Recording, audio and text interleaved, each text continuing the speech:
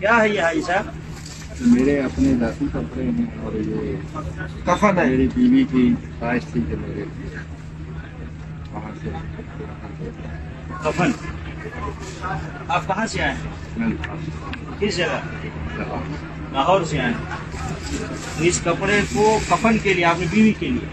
اس نے مجھے فون پہ کہا کہ تو آپ نے اپنے لیے نہیں تیار کیا کفن؟ میرا طرح اچھا، آپ نے تیار کر لیا ہے. تو اب اس کو کیا چاہتے ہیں آپ؟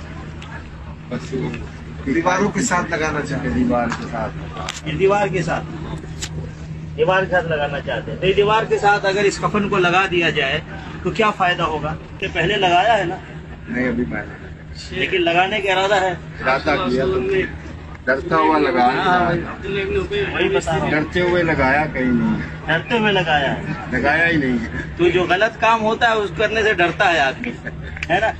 اپنی بیوی کے ساتھ جاتے ہوئے ڈر نہیں لگتا، لیکن دوسری بیوی کے ساتھ جاتے ہوئے ڈر لگتا ہے نا. تو غلط کام کرتے ہوئے ہمیشہ ڈر لگتا ہے. شراب پیتے ہوئے ڈر لگتا ہے، لیکن جوس پیتے ہوئے ڈر نہیں لگتا ہے نا.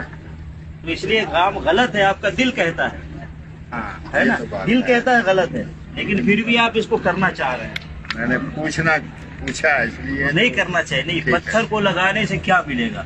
ہم اللہ کی عبادت کرتے ہیں. بہت اچھا. برکت کا مالک اللہ ہے، برکت اللہ کی طرف سے آتی ہے، اور اللہ رب العالمین برکت اہل ایمان اور نیک عمل کرنے والے کو دیتا ہے. ورنہ اگر بے ایمان ہے، بد عمل ہے، تو اس کو اگر نبی صلی اللہ علیہ وسلم کا جبہ بھی مل گیا کفن کے لیے تو اس کو فائدہ نہیں دے گا. اسی مدینے میں عبداللہ بن ابی رئیس المنافقین، منافقوں کا سردار تھا. وہ نبی صلی اللہ علیہ وسلم پیچھے نمازیں پڑھتا تھا، نبی صلی اللہ علیہ وسلم کو روزانہ دیکھتا تھا. جب اس کی وفات ہو گئی تو نبی صلی اللہ علیہ وسلم کا جبہ اس کو دیا گیا کفن کے لیے. لیکن پھر بھی اللہ نے کیا کہا؟ ان المنافقین فی الدرک الاسفل من النار. منافقین جو ہے جہنم کے نچلے حصے میں ہوں گے. تو نبی صلی اللہ علیہ وسلم کا جبہ اس کو کام نہیں آیا. تو آپ اس دیوار پہ، اس پتھر پہ اگر اس کفن کو لگا دیں تو کیا کام آئے گا؟ نہیں لگا. ہے نا، کام آئے گا صحیح ایمان اور صحیح عمل. صحیح ایمان اور صحیح عمل جو قرآن مجید سے ملا ہے، جو رسول صلی اللہ علیہ وسلم کے ارشادات و فرامین سے ملا ہے، اور جس پر صحابہ کرام نے عمل کیا ہے، اور جس پہ ائمہ کرام نے، امام حنیفہ، امام شافعی نے عمل کیا ہے. تو یہ صحیح ایمان، صحیح عمل ہے.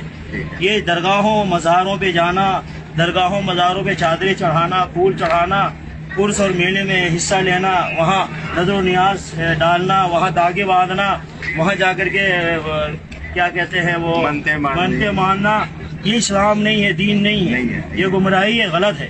ایسے ہی قادری، چشتی، نقشبندی، سہروردی کے راستے پہ چلنا یہ بھی صحیح نہیں ہے. ہمیں چلنا ہے محمد رسول اللہ صلی اللہ علیہ وسلم کے راستے پہ، اور ان کے بعد ابو بکر صدیق رضی اللہ تعالیٰ عنہ کے راستے پہ، عمر فاروق رضی اللہ تعالیٰ عنہ کے راستے پہ، عثمان اور علی رضی اللہ عنہما کے راستے پہ، ہے نا.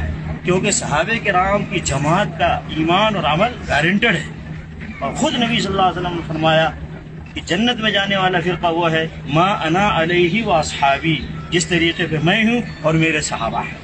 تو نبی علیہ الصلوۃ والسلام نے یہ نہیں سکھایا کہ اس کیا کہتے ہیں کہ کفن کے کپڑے کو آ کر کے میرے گھر کے دیوار پہ لگاؤ، میرے گھر کے چوکٹ پہ لگاؤ، پتھر پہ لگاؤ. اس بات پہ پسینے سے بھی اللہ اکبر. سمجھ میں آ گئی بات؟ آپ کے ذریعے دنیا والوں کو پیغام ملے گا کہ یہ کام صحیح نہیں، غلط ہے. جب نبی صلی اللہ علیہ وسلم کے اس مسجد میں اس پتھر پہ لگانے سے کوئی فائدہ نہیں ہے، تو درگاہوں مزاروں کے دیواروں اور پتھروں پہ کچھ لگانے سے کیا ہوگا؟ سمجھ آ گئی. یہ کام نہیں کرنا. بیوی کو بھی سمجھا دیں.